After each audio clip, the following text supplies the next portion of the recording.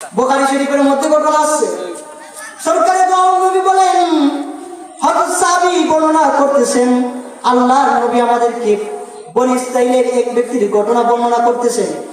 বনী ইসরাইলের এক বুড়া ছিল, বৃদ্ধ বয়স চলে আসছে, অনেক টাকা পয়সার মালিক, সারা জীবন কুকাম করছে। যখন বুড়াকে চলে আসছে তো তার ভিতরে আহসাস পয়দা হয়েছে, রব্বে কারিমের নাফরমানি করেছিল। আর যখন বৃদ্ধকাল চলে আসছে তো তার ভিতরে একটা আহসাস পয়দা হয়েছে, আমাদের এলাকার বুড়াগুলার ভিতরে আহসাস আসে না। বুড়া হয়ে চুলদারি সাদা হয়ে গেছে, পাইকা গেছে, এরপরেও মসজিদ আসতে চায় না। ওই যে বনী ইসরাইলের ওই বুড়া যখন বুড়া হয়ে গেছে তো অন্তরের ভিতরে ভয় সৃষ্টি হয়েছে, করলামটা কি, সারা জীবন তো আল্লাহ তাআলার নাফরমানি করলাম, এখন কি হবে?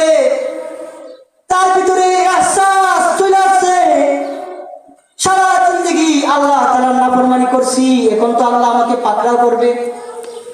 এই আহসাস আসার পরে বুখারী শরীফের মধ্যে আসছে, ওই ব্যক্তি তার সন্তানদেরকে ডেকে ডেকে বলতেছে, ও আমার আদরের সন্তানেরা, আমি তো সারা জীবন আল্লাহর নাফরমানি করলাম, এখন তো আমি মইরা যাইবো, মরার পরে আমার কি হইবে?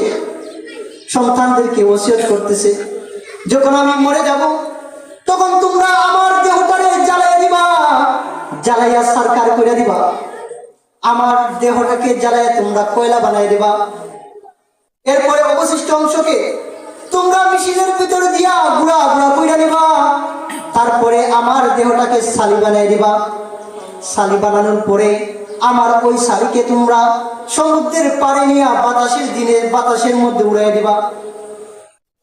সন্তানরা তাই করলো। এক পর্যায়ে ওই আশ্বাসওয়ালা বৃদ্ধ, যার ভিতরে আল্লাহ পাকের ভয় চলে আসছিল, সে মারা গেছে। সন্তানরা তার লাশটারে দাফন করছে, জ্বালিয়ে দিছে। জ্বালানোর পরে ওর ছাইগুলারে সমুদ্রের মধ্যে বাসায় দিছে, বাতাসের মধ্যে বাসায় দিছে। রব্বুল আলামিন কিন্তু সবকিছু দেখতেছেন। যখন ব্যক্তির জ্বালায় দেওয়া হয়েছে তো আল্লাহ পাক ওই ব্যক্তির ছাইগুলারে নির্দেশ দিছেন, তুই আল্লাহ পাকের সামনে ওর ছাইগুলা উপস্থিত হয়ে গেছে। আল্লাহ পাক বললেন, হে আমার বান্দা, এই যে কাজ করলা, এমন একটা কাজ করলা, তোমার শরীরকে জ্বালায় দিলা, এমন কাজটা কেন করলা? লেমা সানাতা হাযা, ও বান্দা, নিজেকে জ্বালায় দেওয়ার জন্য এমন পদ্ধতি কেন অবলম্বন করলা? এবার ওই ব্যক্তি বলতেছে, আয় পরওয়ারদিগার, মা হামালানি ইল্লা মাখাফাতুক। আল্লাহু আকবার। ওই ব্যক্তিটাকে বলতেছে, ও আল্লাহ,